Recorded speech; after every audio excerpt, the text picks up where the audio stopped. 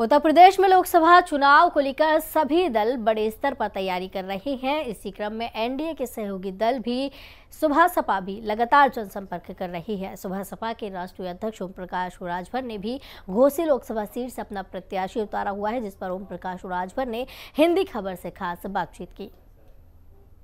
उत्तर प्रदेश में लोकसभा चुनावों के लिए लगातार बीजेपी बड़े स्तर पर काम कर रही है। इस पर हमारे साथ बात करने के लिए उत्तर प्रदेश सरकार के मंत्री ओम प्रकाश राजभर जी मौजूद हैं। सर, बड़े स्तर पर तैयारियां हो रही हैं और पश्चिमी उत्तर प्रदेश में इस समय सबका फोकस है। किस तरीके से भी चुनाव की गतिविधियां आप देख रहे हैं? कि लड़ाई नाम की कोई चीज़ नहीं है। विपक्ष खुद मदद कर रहा है माननीय नरेंद्र मोदी जी को प्रधानमंत्री बनाने के लिए। उदाहरण देखिए, गोल बनी, विपक्षियों की गोल बनी, उसी गोल में से सट गए। माननीय नीतीश जी आ गए हम लोगों की गोल में, माननीय जयंत जी आ गए हम लोगों की गोल में, तो सट गए। जैसे हम सट के सहयोग कर रहे हैं, अब हटने वालों को देखिए। ममता जी हट गई, पंजाब वाले मान जी हट गए कि हट के सहयोग करेंगे। उसी तरह समाजवादी पार्टी भी हट करके सहयोग कर रही है। किस तरीके से आपको लगता है कि समाजवादी पार्टी कर रही है? क्योंकि समाजवादी पार्टी तो आज मैनिफेस्टो भी जारी कर रही है अपना, और कांग्रेस के साथ 17 सीटें दे दी, गठबंधन हो गया, और कांग्रेस बता रही कि इस बार मोदी जी को उखाड़ के फेंक देंगे। जबान में तो ताकत है ही है, धरातल पे काम नहीं है। इन लोगों खाली जो बात सुनिए, उदाहरण जैसे हम आपको हम क्यों कहते हैं। अभी आपने देखा शिवपाल जी वहाँ से क्यों हट गए? वो जान गए कि यहाँ चुनाव जीतना नहीं है। तो अपने बेटे को तो लड़ा रहे हैं। अरे तो लड़ा रहे हैं, तो चुनाव हारेगा तो कहेंगे लड़का था, अनुभव नहीं था, इसने तो वो हार गया। ये वहीं का प्रमाण देख लीजिए, उनको लड़ना चाहिए। भागने का मकसद यही नहीं आ रहा है। दूसरी चीज़, शिवपाल जी का बयान आपने देखा नहीं, अभी लगता है सुना भी नहीं। शिवपाल जी का भाषण, समाजवादी पार्टी के बड़े नेता हैं, शिवपाल जी ने भाषण दिया है कि अब सुन लीजिए उन्हीं की जबानी।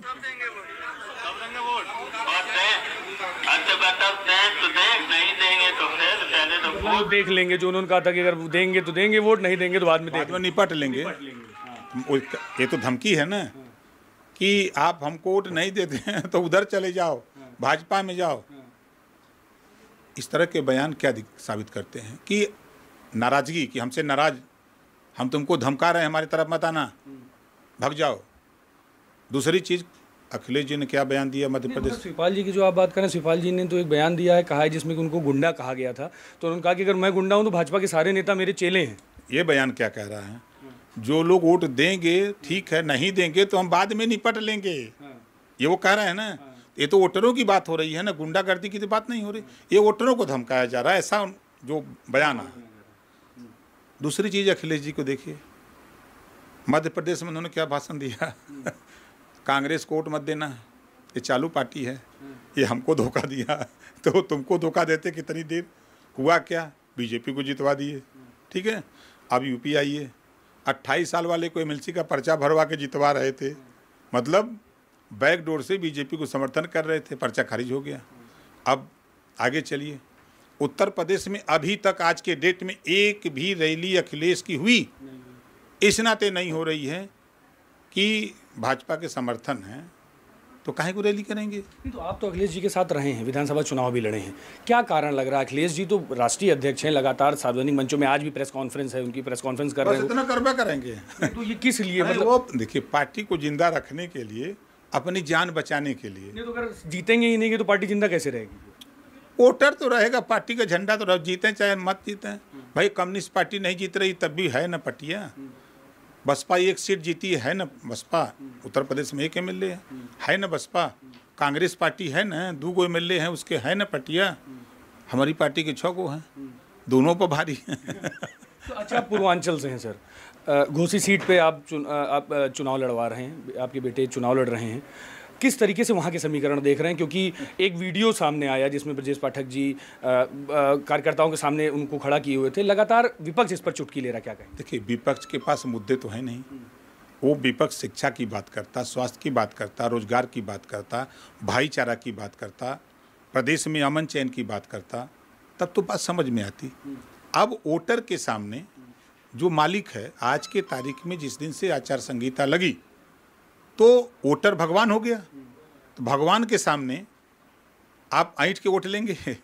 उनसे तो प्रेम से दंडवत करके सलाम करके ही ना वोट लो, वही भगवान है ना।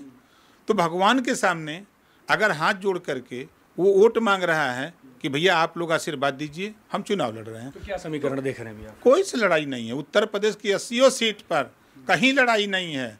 झूठ है, सब चिल्ला रहे हैं, कहीं लड़ाई नहीं है। आप देखिएगा, हम कभी झूठ नहीं बोलते, क्लियर कट बता रहा हूँ। आज के तारीख में अभी तक जो प्रत्याशी हैं वो बदल जाएंगे तो फिर हम बताएंगे। आज तक जो प्रत्याशी हैं सपा बसपा के और एनडीए के, तीनों प्रत्याशी को देखेंगे तो सपा का प्रत्याशी और बसपा का प्रत्याशी दूसरे और तीसरे के लिए लड़ रहे हैं कि वो कह रहा कि हम दूसरे पर आवें, वो कह रहा कि हम आवें, कि भाई सभी विधायक 25-25 लाख रुपया अपने अपने क्षेत्र में गरीबों को दवाई के लिए दें। अब जिस गरीब को 5 लाख 10 लाख 10,000 20,000 25,000 5 लाख 1 लाख 2 लाख मिल रहा है वो एकदम मस्त है घाट। ये तो सपा में होता ही नहीं रहा है, कांग्रेस में नहीं था। तो ये जो योजनाओं का लाभ मिल रहा है और मज़े में एक भी दंगा नहीं हुआ। मुसलमान कहता है कि हम लोगों को सबसे बड़ी राहत कि दंगा नहीं हो रहा है, कर्फ्यू नहीं लग रहा है, मुसलमान भी खुश, हिंदू भी खुश, ईसाई जैन फारसी सब खुश। अब के नाराज भाई यहाँ है, नाराज के बाद बड़ी जीत, नाराज हुए हैं। सपा में आप देख लीजिए ना, अभी ये तो हवा बांध रहे हैं सब खाली। जो प्रधान हैं, जो ठेकेदार हैं, जो समाजवादी पार्टी के शासन में अपराध की जगत में चले गए थे, वो जो प्रमुख हैं, ये सारे लोग भाजपा का झंडा सपाई बांध के घूम रहे हैं, भाजपा का झंडा बांध के घूम रहे हैं। अब बसपा की बात करिए, बसपा कहाँ लड़ाई में है? वो सब नेता सब मूव कर गए इधर। क्या चुनाव के बाद जो बच्चे उनको भी ले आएंगे? सब चले आएंगे।